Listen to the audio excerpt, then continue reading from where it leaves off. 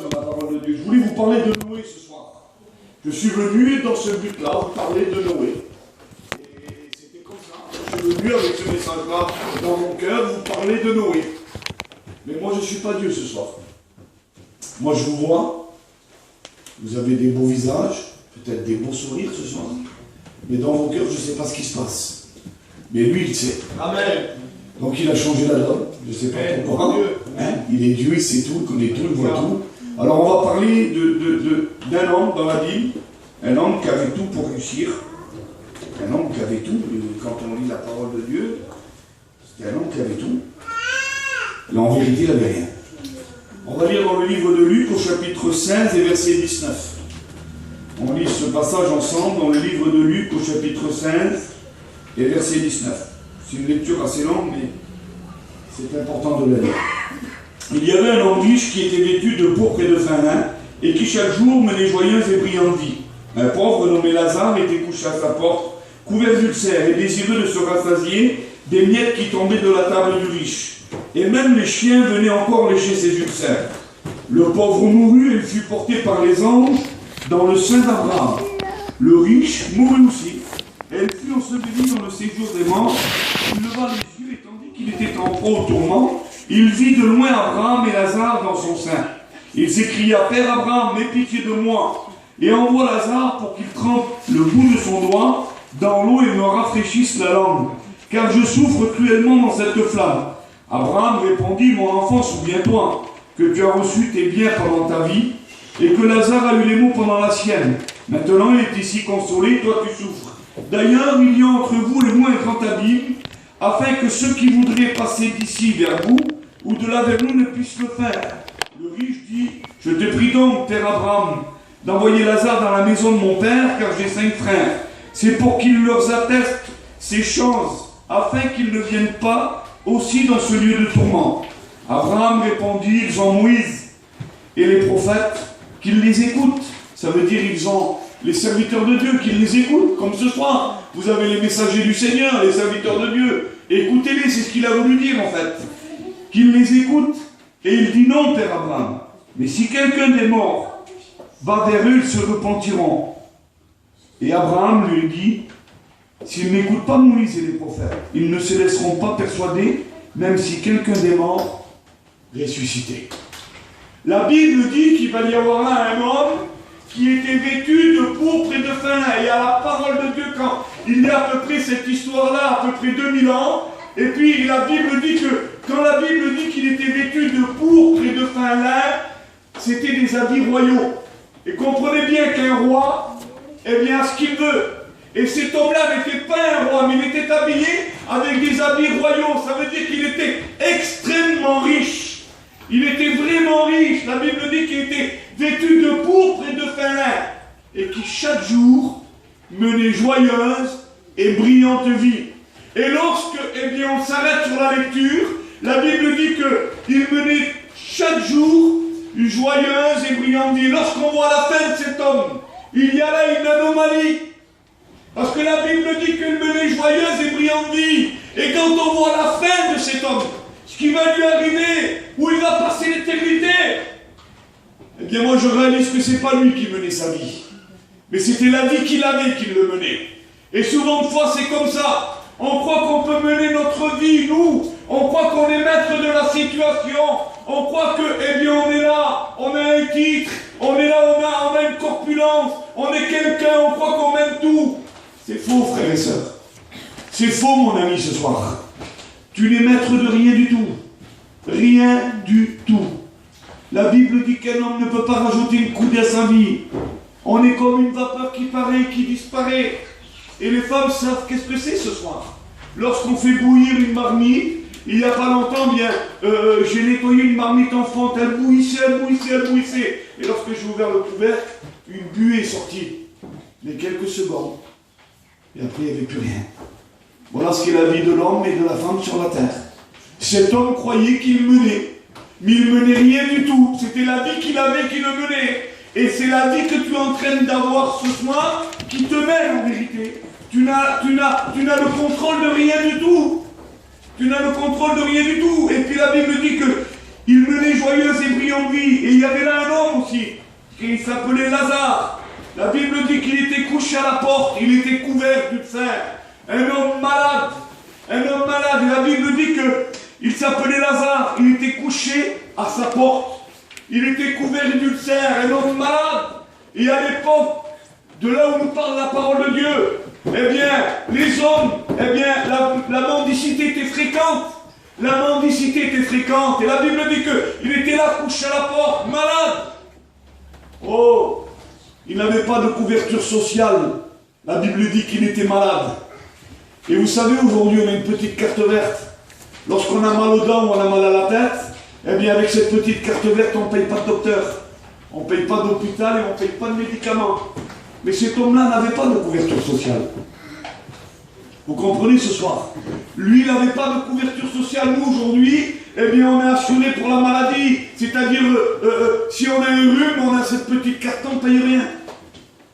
Aujourd'hui, on peut assurer une caravane. On peut assurer aussi aujourd'hui notre maison. On peut assurer plein de choses aujourd'hui. Pas de problème. Mais ton âme, est-ce qu'elle est assurée? Parce que lui n'avait pas de couverture sociale, mais son âme est assurée.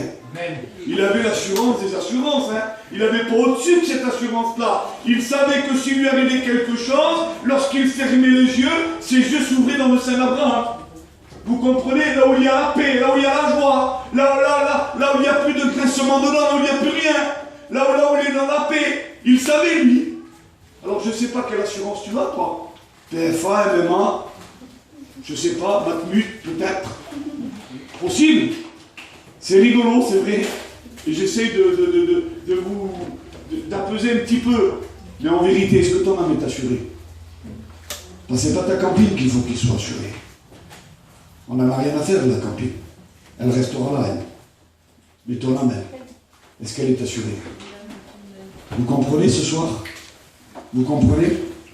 Le pauvre nommé Lazare était couché à sa porte. Il était couvert d'ulcères. Et la Bible dit qu'il désirait se rassasier des miettes qui tombaient de la table du riche. Il le désirait, mais n'était pas rassasié. Bien souvent, on désire, mais on n'obtient pas. Désirer, c'est bien, mais d'avoir, c'est autre chose. Lui, il désirait, mais il n'avait pas. Alors, des fois, on désire, mais on n'a pas. Alors, je ne sais pas sous quel format toi est ton désir ce soir. Je ne sais pas comment tu es venu ici dans cette réunion. Je sais qui c'est qui t'a amené. Pas de problème. Mais je ne sais pas dans quelle position de cœur tu es venu. Je ne sais pas quel est ton désir. Mais si ton désir est porté vers Dieu ce soir, c'est un désir qui peut être exaucé ce soir. Vous comprenez? Le Seigneur peut t'exaucer ce soir. Il avait ce désir-là, lui. Vous savez, le riche n'avait pas ce souci-là, le riche, lui. La Bible dit qu'il menait joyeuse et brillante vie. Il avait ce qu'il fallait. Il pouvait tout se payer, lui. Pas de problème. Il pouvait tout se payer. Vous savez que l'argent, on peut faire ce qu'on veut avec l'argent sur la terre. Si on va tous ensemble dans un magasin, on va remplir le chariot, pas de problème. Mais à la caisse, il faudra qu'on paye. Personne ne nous interdira de le remplir. Mais il va falloir payer à la fin. Vous comprenez? Ce soir, le Seigneur, il n'est pas une personne qui ce soir, eh bien, te force. Le royaume de Dieu n'est pas forcé ce soir, vous comprenez? Vous êtes libre. Vous êtes libre de votre choix ce soir. Mais Dieu vous avertit qu'il y a deux chemins au passé l'éternité. Vous êtes libre ce soir. Vous comprenez? Je disais que dans un magasin, on peut remplir les chariots qu'on veut, mais à la caisse, il faudra payer. Parce que tout se paye aujourd'hui. Je disais ça dernièrement, lorsqu'on va dans un magasin, une poche pour mettre les commissions, elle se paye maintenant. Et alors qu'avant, ça ne se payait pas. Aujourd'hui, tout se paye. Un homme disait un jour que le paradis est gratuit. Alors fumer, les frères ont parlé de la cigarette, mais c'est payant une cigarette. Boire l'alcool, c'est payant. Aller s'amuser dans les boîtes de nuit, c'est payant aussi. Aller se droguer, la drogue, c'est payant aussi. Vous comprenez? Mais le paradis, c'est gratuit. Alors pourquoi continuer à se payer l'enfer, et alors que le paradis est gratuit? Vous comprenez ce que je suis en train de vous dire? Parce que de se droguer, de boire, de faire tout ça, eh bien en vérité, on est loin de Dieu. Et quand on est loin de Dieu, eh bien notre destination, c'est pas avec Dieu, comprenez-le ce soir. Ce que je disais tout à l'heure, le paradis est gratuit, pourquoi se payer l'enfer? Et alors que le paradis est gratuit ce soir? Le paradis est gratuit. C'est gratuit. C'est gratuit. Les chiens, la Bible dit, venaient lécher ses yeux de cerf. Il était vraiment méprisé. Un homme qu'on aurait même nous peut-être fait aucun cas de lui. Il était là couché à la porte, méprisé. Un homme qu'on ne faisait pas cas de lui. Et c'est souvent comme ça dans les réunions. On est là, on a la place, on est assis sur la chaise. Et on pense à demain, on pense après la réunion.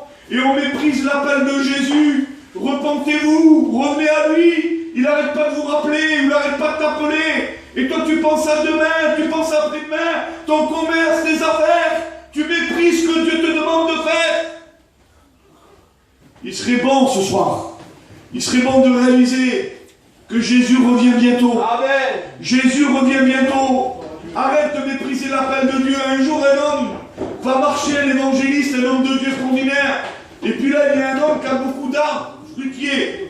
Et puis l'évangéliste s'arrête là. Et puis il dit à cet homme, eh bien, voyez, ce petit livre, c'est la Bible. Et puis il parle avec l'homme. Et puis à un moment donné, le propriétaire des arbres, il lui dit, mais monsieur, qu'est-ce qui vous prouve que ça, c'est la Bible? Qu'est-ce qui vous prouve que Dieu est vivant? Alors il prend un temps d'arrêt, l'évangéliste, lui. Mais le Saint-Esprit lui parle. Et puis il regarde, il lève la tête, il voit un beau poirier. Et puis il dit au monsieur, là, au propriétaire, il dit, vous savez, vous avez des belles poires? Alors il est tout content, lui, là, le propriétaire. Mais l'évangéliste, il dit, c'est dommage. Pourquoi? Parce que vos belles poires, elles sont de mauvaise qualité. Alors là, il est plus content, le propriétaire. Mais il dit, comment ça? Vous jugez mes poires et vous les avez pas goûtées? Et puis l'évangéliste, il dit, oui, j'ai traité vos poires comme vous avez traité la parole de Dieu. On dit qu'on n'en veut pas. On dit que c'est pas pour nous. Mais on n'a pas goûté. Je sais pas, n'importe quelle sœur ce soir, elle me fait un beau repas. Elle a mis beaucoup de sous, et son cœur surtout. Elle a mis toute la journée en train de faire la marmite, là, et ça lui a coûté à elle de faire la marmite. Ça lui a fait des efforts, ça lui a coûté. Et moi, je viens dessous la table et je lui dis à la sœur, j'aime pas ma sœur. Comment va être? Elle ne va pas être déçue dans son cœur. Et Dieu vous propose son fils, et vous dites que vous n'en voulez pas. Vous ne croyez pas que Dieu est déçu dans son cœur? Mais ça va plus loin que la déception ce soir. Ça va au-delà de la déception. Parce que ce soir, il est question de vie ou de mort spirituelle. Vous comprenez ce soir? C'est pas, il disait le frère tout à l'heure, c'est pas un plus Jésus, c'est un tout. Ça veut dire que sans Jésus, on est perdu ce soir. Si on sort sans lui, on est perdu, vous comprenez? C'est Jésus qui nous sauve. Il est, lui, eh bien, la vie éternelle. En lui, on a la vie éternelle. Le pauvre mourut, dit la Bible, et il fut porté par les anges dans le sein d'Abraham. Voilà la preuve biblique que j'ai marquée ici, moi. Qu'après la mort, il y a la vie. Voilà la preuve biblique. La Bible dit qu'il ferme les yeux, et les anges viennent le chercher pour l'amener dans le sein d'Abraham. Voilà la preuve qu'après la mort, il y a la vie. Beaucoup j'ai entendu, moi. Bon, mon Dieu, c'est mon porte-monnaie. Quelle erreur tu fais? Quel porte-monnaie, ça vaut rien. Un peu de cuir des fois, mais ça vaut rien, porte-monnaie. Vous comprenez ça? Dieu est Dieu, Dieu existe ce soir. Amen. Dieu est vivant, amen. Et il est puissant, et puis il est dans ce lieu. Alors la Bible dit que le pauvre mourut, il fut porté par les anges dans le sein d'Abraham. Et le riche mourut aussi. Et lui, par contre, il fut enseveli dans le séjour des morts, la Bible dit. Tous ces biens qu'il avait sur la terre, pourtant il est habillé de pourpre et de fin, hein. Quelqu'un qu'on connaissait, quelqu'un certainement de respecté sur la terre. Et la Bible dit que, eh bien, lui aussi va mourir. Mais lui ne va pas prendre la bonne destination. La Bible dit qu'il fut enseveli dans le séjour des morts. Tout ce qu'il avait, sa caravane, au sens d'aujourd'hui, comprenez-le bien, sa maison, son camion, sa voiture. Ah, c'était bien sur la terre. Mais lui, quand il est parti, tout l'a abandonné à un moment donné, vous comprenez? Tout ce qu'il avait, ça l'a abandonné. Un jour, j'étais dans une réunion, je chantais des cantiques, j'étais candidat à mon ministère, et puis je chantais des cantiques. J'étais béni la réunion, béni, une réunion comme celle-là. Et puis le soir, après la réunion, je suis rentré chez moi et j'ai éteint mon téléphone. Et je me suis endormi. Et j'étais connu, moi, là où j'étais. Parce que j'étais le candidat de la place, et j'étais connu par tous les voyageurs qui avaient sur la place. La réunion, elle se faisait sur la place. Et puis à minuit, j'ai entendu. Et quand vous entendez ça à minuit chez vous, vous avez peur. Vous comprenez? Quand on entend ça chez nous à minuit, qu'on dort, on a peur. Alors moi, je me suis à moitié réveillé, puis dans mon esprit, dans mon esprit, le temps de réflexion dans mon esprit, je me suis dit, c'est quelqu'un qui est malade sur la place, il m'appelle pour aller prier. Et ma femme, elle s'est réveillée avant moi, elle s'est levée avant moi. Elle a ouvert la porte du camping, ma cousine est rentrée, elle m'a dit, ton père nous a quittés. Ton père vient de nous quitter. 2 heures avant, j'étais en train de faire la réunion. Vous comprenez? On est maître de rien ici ce soir. Je vais dire le mot, je demande pardon aux anciens ici ce soir. On n'est rien du tout. On est de la poussière, c'est tout ce qu'on est. Mais il y a quelque chose en nous qui est important, qui a coûté cher. C'est votre âme. Vous comprenez? Et Jésus a payé cher pour la récupérer. 2 endroits où passer l'éternité ce soir. Près de Dieu ou loin de Dieu. Je ne suis pas là pour te faire peur, moi. Mais je suis là pour te dire la vérité. Un jour, il n'y a pas longtemps de ça, il y a 1 mois ou 2, peut-être 3 mois, je dormais, et le Saint-Esprit m'a réveillé. Et il me disait, tu sais quelle heure il est? Je disais non. Et je ne comprenais pas trop au départ. Et une fois bien réveillé, tu sais quelle heure il est? Non. Tu sais quelle heure il est? Je disais non. Tu sais quelle heure il est? Alors j'ai dit, à un moment donné, j'étais obligé de dire, quelle heure il est? Il est très tard. Dans l'horloge de Dieu, il est très tard. Il est très tard dans l'horloge de Dieu, mais il n'est pas trop tard. Ce soir encore pour toi, la porte est ouverte. Tout à l'heure, je ne sais pas. Demain non plus. Mais je sais que maintenant, il est exactement 10h-25. La porte est encore ouverte pour toi. Tu peux encore entrer dans le paradis. Tu peux encore donner ta vie à Dieu. Et puis, lorsque Jésus viendra nous chercher, partir avec lui. Vous comprenez ce soir? Quelle assurance! Il leva les yeux, et puis il dit, il leva les yeux, et tandis qu'il était en tourment, il vit de loin Abraham et Lazare, et puis il dit, je souffre cruellement dans cette flamme. Je souffre cruellement dans cette flamme. Voilà ce que va dire le riche. Je souffre cruellement dans cette flamme. Et un jour, j'ai commencé à lire, et puis j'ai vu pourquoi il souffrait. Tu sais pourquoi il souffrait, il dit cruellement? Écoute, et c'est pas une souffrance d'un mal de tête ou d'un mal de dents. Écoutez ce que j'ai trouvé dans la Bible. Et tout le monde le connaît de toute façon. Au chapitre 8. Chapitre 8 et verset 30, on va le lire ensemble s'il vous plaît. Écoutez ce que dit la Bible. Jésus lui demanda, Jésus était sur une barque.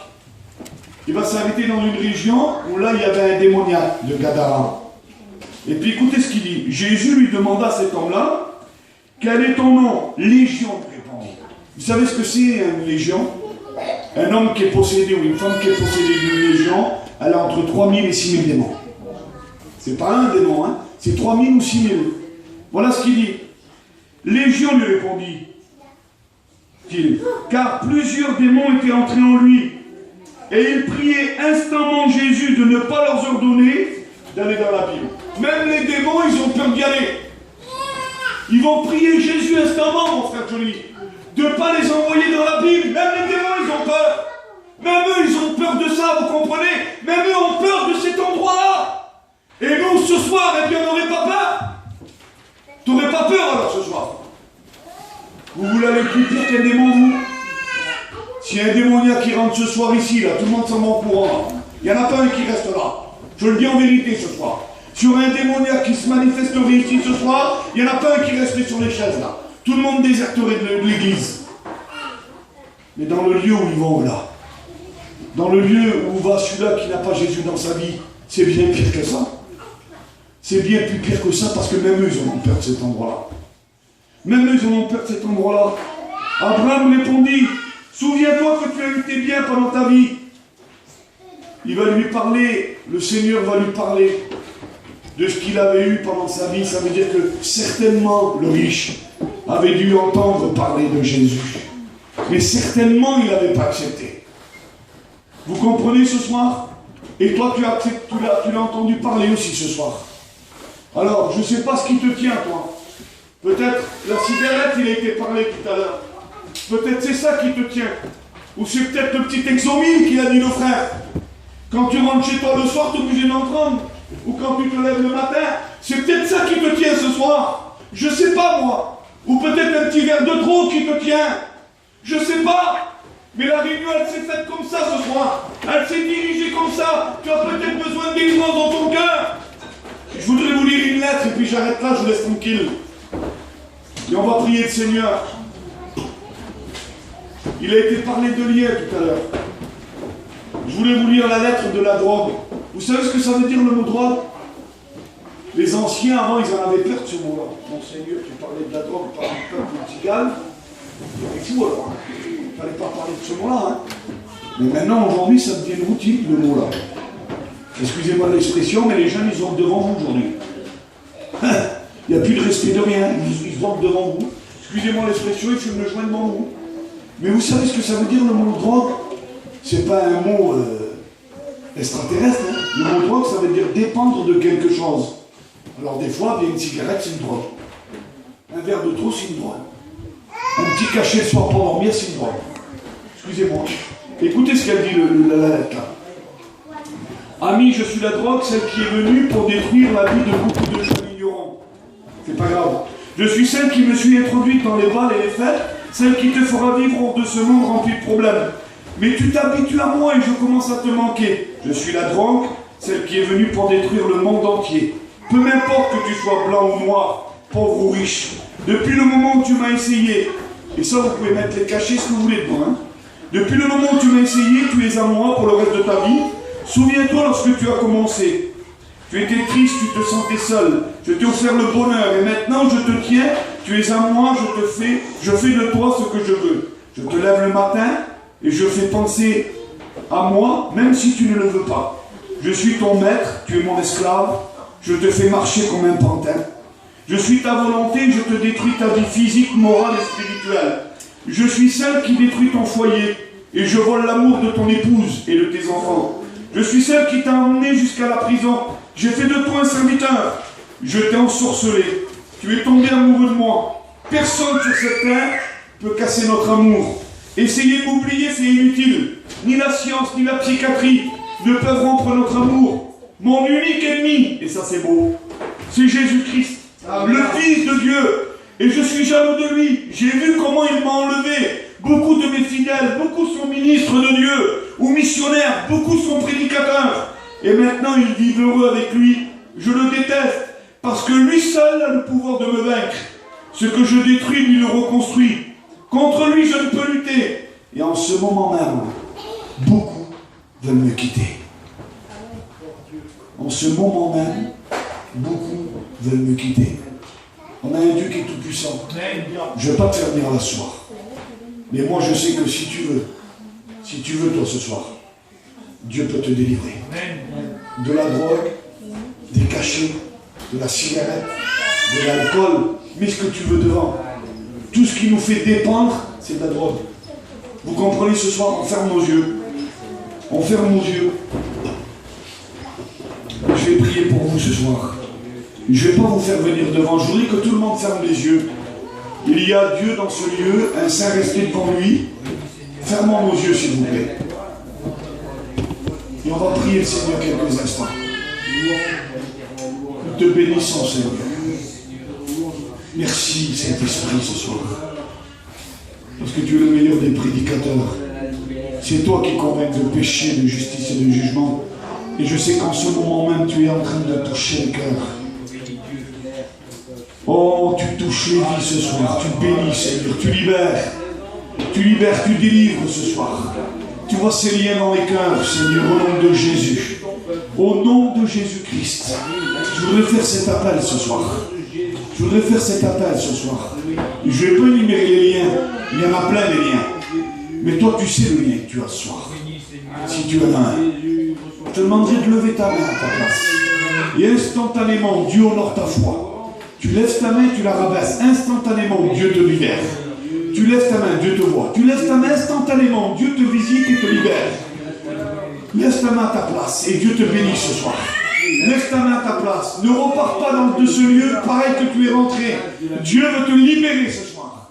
Les témoignages, la prédication a été bien dirigée comme ça. Tu as besoin d'être libéré dans ta vie. Il y a une personne qui a fait le bon choix. Fais-le aussi, toi. Tu laisses ta main. Jésus te visite ce soir et te libère. Je vais faire cette dernière appel. Je fais cette dernière appel. Je ne vais pas forcer ce soir. Ça ne servira à rien. C'est entre toi et Dieu. Tu laisses ta main à ta place et je prie pour toi. Tu la lèves, tu la rabaisses. Est-ce que tu veux être libéré du lien que tu as? Dieu te voit. Il va te libérer ce soir. Il va te libérer. Est-ce que tu veux être libéré ce soir? Dieu te voit, Dieu te voit. Merci Seigneur. Est-ce qu'il y aura encore une personne? Est-ce qu'il y aurait encore une personne? Ça serait dommage de chercher loin ce qu'il y a près de nous ce soir. Il y a la délivrance pour toi ce soir. Il y a la délivrance pour toi ce soir. Est-ce que tu veux être libéré? Laisse ta main. Je fais cette dernière appel et je prie pour toi. Est-ce que tu veux être libéré? Laisse ta main. Gloire à Dieu, Dieu te voit. Je prie le Seigneur maintenant. Je vais prier le Seigneur. Tu vas sentir bien la présence de Dieu dans ton cœur ce soir. Dieu va te visiter, il va te libérer. Alléluia. Seigneur, nous te bénissons. Nous te rendons gloire et grâce, Seigneur.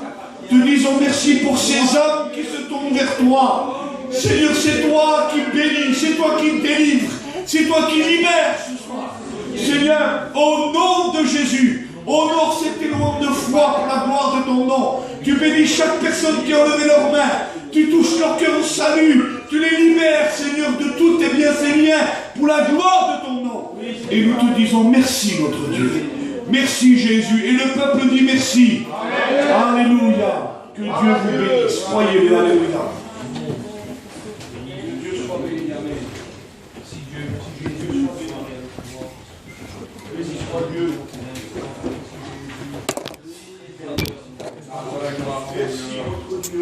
Gloire au Seigneur.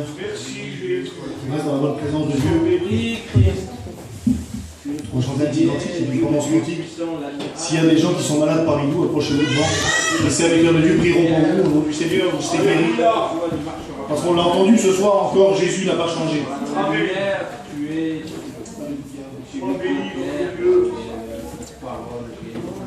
À toi la gloire, Seigneur. Tu es puissant. Gloire à Dieu, gloire à Dieu. Alléluia. Gloire à Dieu. Sois béni, notre Dieu. Amen. Gloire au Seigneur. Si les malades, approchez-vous devant. On reste dans la bonne commune du Seigneur. Il y a des personnes qui vont lever leur main et qui puissent prier Seigneur réellement. Oh, sois béni, Seigneur. Voilà tout le monde, l'adoration.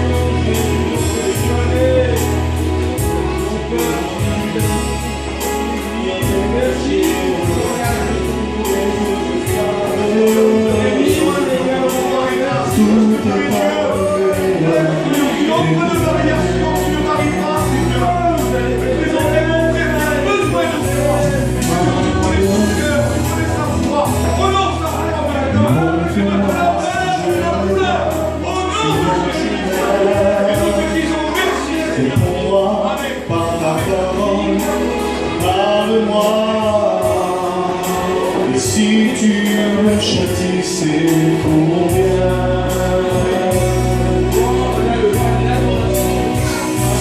Parle-moi et ne me laisse pas dans ce silence. J'ai besoin de ressentir ta présence. Et dans ton regard, comme un vent.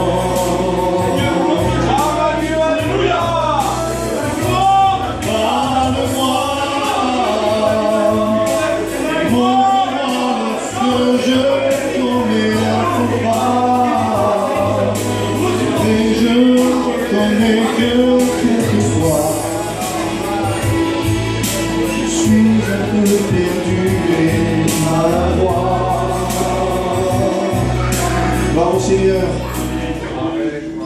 je crois que Jésus a parlé ce soir. Hein? Dieu a parlé ce soir au travers de son serviteur et puis vous verrez que Jésus n'a pas changé et qu'il va bénir. Gloire au Seigneur. On veut aussi prier pour les malades absents. Hein? Pour ma part, j'ai des personnes qui me téléphonent tous les jours. On reçoit des coups de téléphone, des SMS. Hein? J'ai un bon ami à moi, sa femme passe par une difficulté. Il faudrait qu'on prie pour elle aussi. Hein? L'ennemi, des fois, essaie de venir mettre des mauvaises pensées, essaie de venir mettre le trouble. On veut aussi intercéder pour les familles qui passent par le deuil. Voilà, donc, si vous connaissez les malades, levez votre main à votre place. Et puis, le Seigneur va bénir. Gloire à Dieu. Alors, on demandait à un frère, on demandait à Isaïe, qui se met à sa place et puis qui prie pour les malades. Que soit la gloire. bénissons, Seigneur, nous te rendons grâce parce que tu es là, tu es présent, Seigneur Dieu. Seigneur, tu vois ton peuple, Seigneur, tu es malade, Seigneur, on s'attend à toi, Maman d'éveil. Va les visiter, Seigneur, relève, tu pas ta gloire, étends ta main bénissante, ta main guérissante, Maman d'éveil. Étends, bénis-les, s'il te plaît, pour le témoignage de ton nom, Seigneur, et pour ta gloire. Amen, alléluia. Amen. Gloire au Seigneur, merci à Dieu. Merci à Dieu pour quoi? Merci à Dieu pour cette bonne soirée. Merci à Dieu pour la parole de Dieu qui est annoncée, qui, même si je suis un chrétien, même si sans orgueil je suis un sauvé, mais qui m'a fait du bien. J'ai aimé me nourrir de la parole de Dieu ce soir, et comme les frères l'ont si bien dit, Jésus n'est pas un tout, Jésus est un tout dans une vie. C'est-à-dire que quand on a rencontré le Christ, notre vie change complètement de direction, de vision, et on n'est plus la même personne, même si physiquement on reste le même, le cœur est changé. Et c'est pour ça, c'est la raison pour laquelle il est bon de se nourrir de la parole de Dieu, l'écouter, s'en nourrir et grandir avec. Gloire au Seigneur, je me suis réjoui que les frères sont venus nous visiter, que Dieu les raccompagne. Je disais au frère tout à l'heure qu'il n'y a pas longtemps j'étais dans sa région, et lui maintenant il est dans la nôtre. Et bien merci Seigneur, il n'y a pas, dans l'évangile, il n'y a pas de frontières. Il n'y a pas de région, il n'y a pas de département. Le Seigneur, il est international. Gloire au Seigneur. Et il est celui qui vous bénit. Gloire à Dieu. Pourquoi vous rigolez? Parce que c'est dit ma région, mais c'est pas ma région. Il y a un petit Isaïe qui est là. Et on est des Bretons, alors faites attention à ce que vous dites. Ouais, il va rentrer dans pas longtemps. T'inquiète pas pour lui. T'inquiète pas pour Bibi, il va rentrer. Gloire au Seigneur. Concernant nos réunions, jeudi dans ce lieu, 20h30, dimanche matin notre culte à 10h. Demain soir, pour celui qui voudrait venir avec nous, on a une réunion à QS, on a un minibus, donc vous êtes invité, il n'y a pas de problème. Voilà, vous me dites, Manuel, on a envie de venir à QS, voir un peu ce qui se passe là-bas. Eh bien, écoutez, il y a une place dans le minibus pour vous, il n'y a pas de problème. Il y a un frère qui est venu avec nous, j'avais dit tout à l'heure, donc on va être plusieurs.